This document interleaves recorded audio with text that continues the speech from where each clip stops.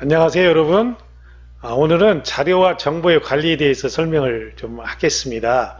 그동안 자료를 어떻게 하면 수집하고 또 효율적으로 분석할 것인가, 그래서 이런 것들을 필요한 정보를 만들어낼 것인가에 대해서 공부를 했어요. 자, 그럼 오늘은요, 데이터베이스, 이런 그 자료와 정보를 모아서 관리하는 방법인 데이터베이스에 대해서 알아볼 겁니다. 또 빅데이터에 대해서도 알아볼 거예요. 그럼 먼저 데이터베이스에 대해서 한번 살펴보도록 하겠습니다. 자, 데이터베이스라고 하는 것은 과연 무엇일까요? 우리가 가장 흔한 데이터베이스의 형태는요, 전화번호부라고 생각하시면 됩니다. 전화번호부나 주소록이 바로 데이터베이스예요. 자, 우리는 데이터베이스는 무엇인지 한번 살펴볼까요? 자, 먼저 데이터베이스라고 하는 것은 우선 데이터들을 모아놓은 것이 되겠죠.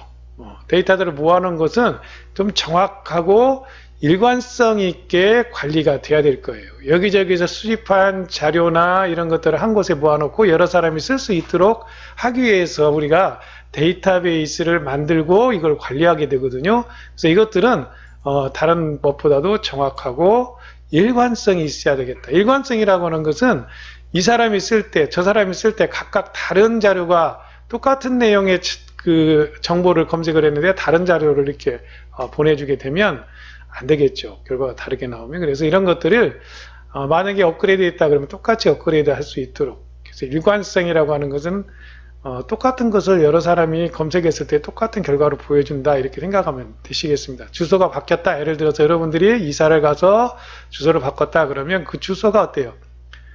새로 검색하는 사람의 옛날 주소와 현재 주소가 각각 따로따로 전해주면 안 되겠죠.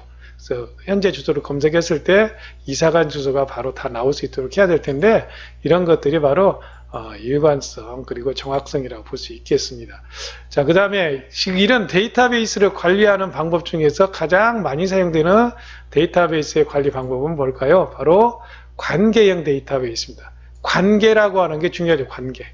서로 관계를, 너와 나의 관계는 선생님과 여러분들 제자의 관계, 말하자면 서로 연관지어서 뭔가 묶어놨다고 생각하시면 됩니다. 이게 뭐냐, 이런 것들을 형성화해 보면 결국은 테이블이라는 게 뭐냐, 테이블이라는 거 여러분들 표를 말합니다. 표. 여기서 테이블이라고 하는 것은 영문인데 이제 표를 여러분들 말하고요, 이 표 형태로 여러분들이 데이터를 관리하는 거예요. 주소록 어때요? 이름 그리고 주소, 전화번호 이렇게 표시하잖아요. 그런 형태의 표를 말한다.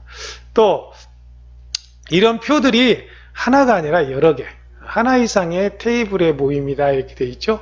그래서 이렇게 모아지고 또 필드와 레코드로 구성이 됩니다. 모든 테이블들은 필드와 레코드를 가지게 돼요. 필드는 뭐고 레코드는 뭔지는 좀 이따가 다시 설명을 같이 해보도록 하겠습니다.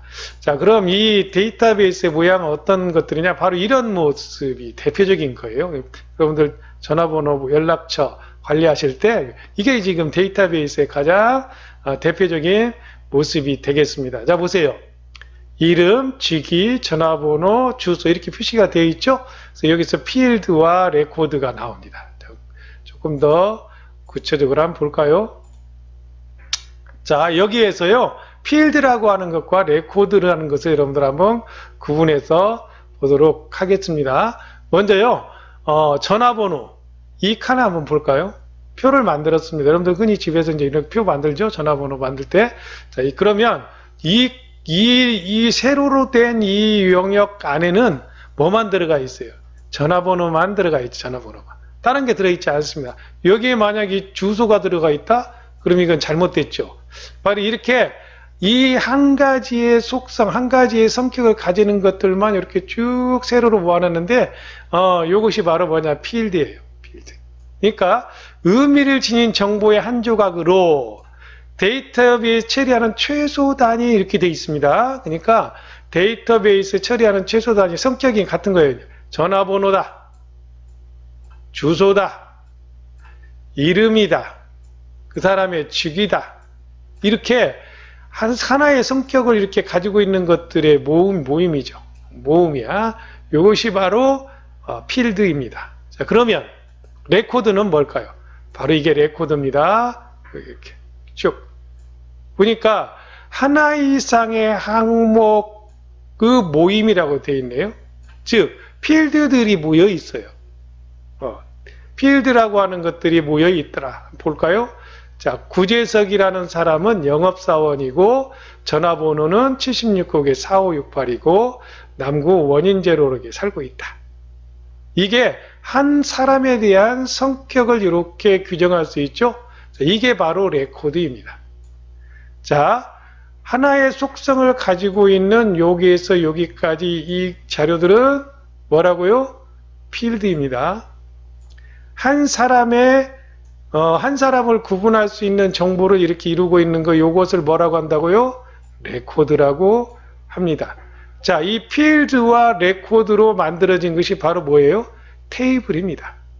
필드열과 레코드 조합으로 나타내는 표, 이렇게 되어 있죠. 표. 테이블이라는 건 표라는 말이에요. 데이터베이스에 가장 많이 쓰이고 흔한 형태가 바로 이런 테이블 형태입니다. 이걸 관계형 데이터베이스라고 하죠. 두 개가 서로 관계를 가지고 어떤 성격을 규정하게 되겠습니다. 자, 구재석이라는 사람은 어떤 사람이냐? 영업사원이고 전화번호와 연락처는 이렇다라고 하는 이런 레코드들이 한석기로부터 장선이까지 이렇게 모아지니까 어때요? 하나의 연락처가 구성이 되죠? 이걸 우리가 파일이라고 합니다. 하나의 파일이 됐죠. 이런 파일이 여러 개 모아져서 뭐가 되는 겁니까? 데이터베이스가 되는 것이죠. 자, 정리하겠습니다. 자, 의미를 지닌 정보의 조각으로 데이터베이스 처리한 최소 단위입니다. 최소 단위 필드입니다. 필드. 전화번호, 주소, 각각의 한 가지 속성들을 가지고 있죠. 여기에는 주소 안에는 영업사원이라는 직위가 들어가면 안 되겠죠. 그러면 나중에 혼란이 생깁니다. 그래서 한 가지만 이렇게 쭉 모아놓은 것을 필드라고 하고요. 이런 것들을 조각조각 모아서 어떤 의미 있는 정보를 가지게 되면 이게 뭐가 돼요? 레코드입니다. 이런 레코드와 필드의 집합, 이것이 바로 데이터베이스고요. 이런 것들을 테이블이라고 합니다. 테이블, 아까처럼 데이터베이스가 테이블이고요.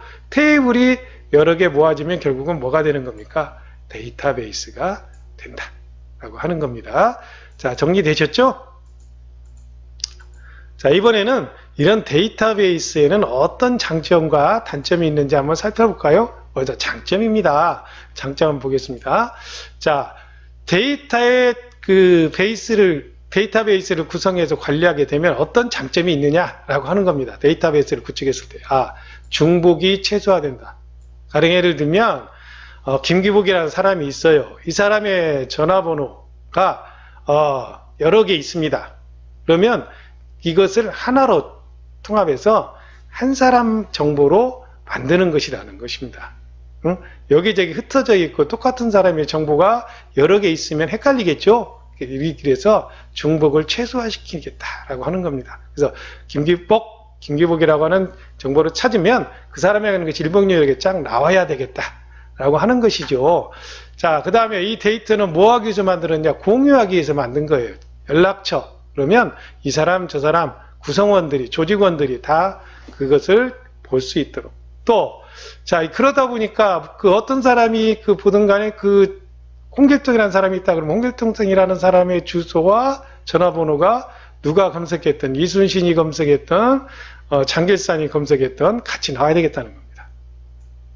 무결성, 결점이 있으면 안 됩니다. 구멍이 나면 안 되겠다는 얘기입니다. 빠진 게 있으면 안 된다. 보안성, 아무나 퍼가면 되겠습니까? 우리 조직원들만, 제한된 사람들만 할 수 있도록 한다는 거죠. 여러분들이 지금 카톡이나 이런 걸 쓸 때라도 이제 비공개를 하는 경우가 있잖아요. 비밀방 이런 것들입니다. 그런 개념으로 생각하시면 되겠어요. 그 다음에 최신 데이터 이사 갔다 그러면 주소는 당연히 어떻게 해야 되겠습니까? 업그레이드 시켜서 바꿔야 되겠죠. 자, 그 다음에 표준화. 다음에 논리적, 물리적, 동식성. 그 다음에 데이터 접근이 용이하다. 이런 것들이 장점입니다. 그러니까 데이터베이스라고 하는 걸 만들어서 관리하게 되면 중복이 최소화되고 데이터를 공유할 수 있고 일관성과 무결성과 보안성을 유지할 수 있습니다. 또 최신 데이터를 유지할 수 있고요. 데이터 표준화와 논리적, 물리적 독립성을 유지할 수 있다. 그리고 접근이 용이하다. 데이터베이스를 관리하는 프로그램들이 있거든요. 이런 프로그램들을 위해서 원하는 결과들을 쉽게 찾아볼 수 있다라고 하는 것입니다. 그럼 단점은 뭘까요? 모아서 관리하다 보니까 당연히 비용이 들겠죠. 많은 유지 비용이 듭니다. 서버라든가 이런 것들을 관리하려면 그것들을 유지하기 위한 기본적인 비용이 들어가겠죠. 비용이 많이 들어갑니다. 또 이것이 백업 받기가 어렵다. 복구가 어렵다라고 하는 겁니다. 한번 손실되면 만약에 서버를 하나 가지고 운영하다 손실됐다 그러면 복구가 어렵다는 겁니다. 그래서 반드시 큰 데이터베이스를 운영하는 회사에서는요. 서버를 하나가 아니라 2개 백업시킬 수 있는 것들을 활용하게 돼요. 시스템이 복잡해요. 관리하기가 쉽지 않습니다. 또 시스템 오버헤드가 증가한다. 이거 뭐냐? 여러 사람이 붙어서 데이터를 달라고 요구하니까 컴퓨터도 어때 힘들겠죠. 바로 그런 의미를 말하는 겁니다. 자, 다시 한번 정리합니다. 데이터베이스에는 장점과 단점이 있고요. 장점은 중복 죄수와 공유, 보안성, 데이터 유지 표준화, 물리적 독립성, 접근 용이한 점 이런 것들이 있는가 하면 단점으로는 비용이 들고 손실 시 복구가 어렵고 그 다음에 백업을 해야 된다라고 하는 겁니다. 그걸 막기 위해서 백업을 하는 거죠. 만약에 손실이 됐더라도 백업 시스템에 남아있는 것들을 다시 복구할 수 있겠죠. 이렇게 하다 보니까 시스템이 복잡해집니다. 그리고 이런 것들이 부담을 주게 된다라고 하는 것까지 정리를 했습니다. 자, 그럼 이번엔요, 데이터베이스 그럼 어떤 것들이 있느냐 한번 볼까요? 자, 아까 우리가 얘기했던 데이터베이스에 가장 많이 쓰이는 형태는 관계형 모델이라고 그랬어요. 관계형 데이터베이스, 또 네트워크형, 또 계층형이 있다. 계층형은 뭘까요? 글자 그대로 1층, 2층, 3층 이런 식으로 위에서부터 아래쪽으로 데이터베이스를 구성하고 찾아가는 겁니다. 이렇게.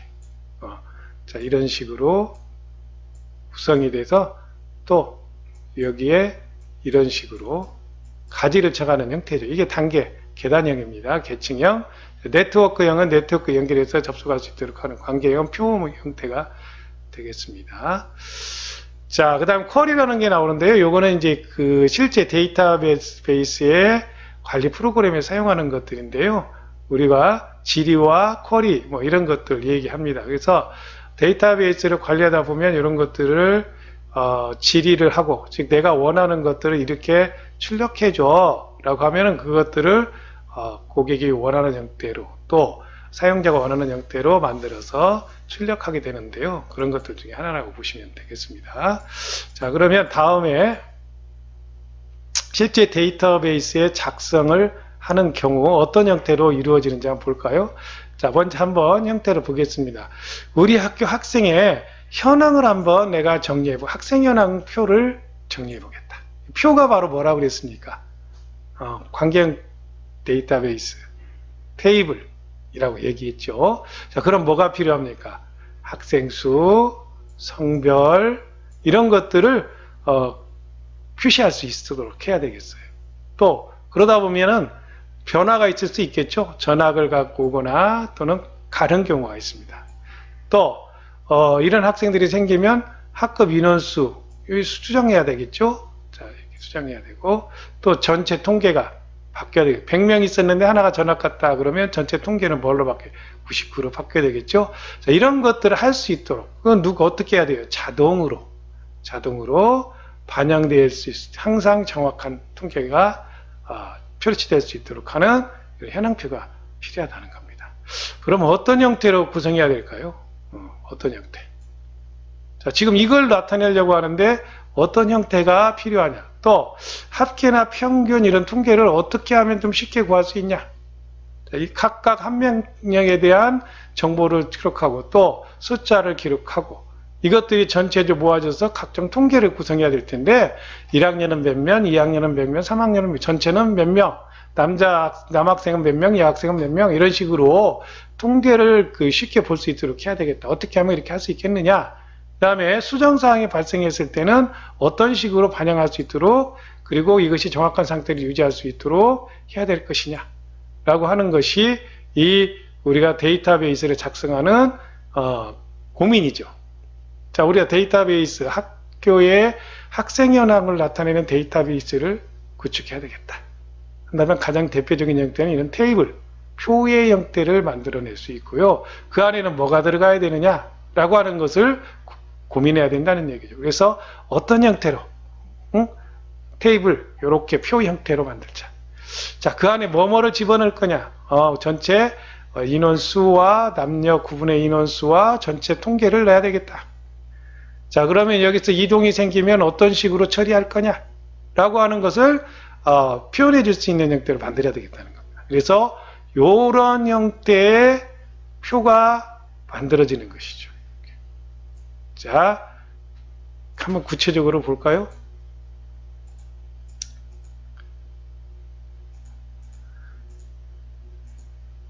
자, 어떤 형태로 구성해야 될까요? 자, 스프레드시트라고 하는 것은 엑셀과 같은 프로그램들을 말합니다. 통계 프로그램들이죠. 자, 이런 것들에 학년, 반, 성별, 합계, 비고 이런 항목으로 구성이 될 수 있어야 되겠다. 이게 뭐였죠? 이런 것들이 바로 필드였죠. 필드를 이렇게 구성해야 되겠다는 겁니다. 필드를 이렇게.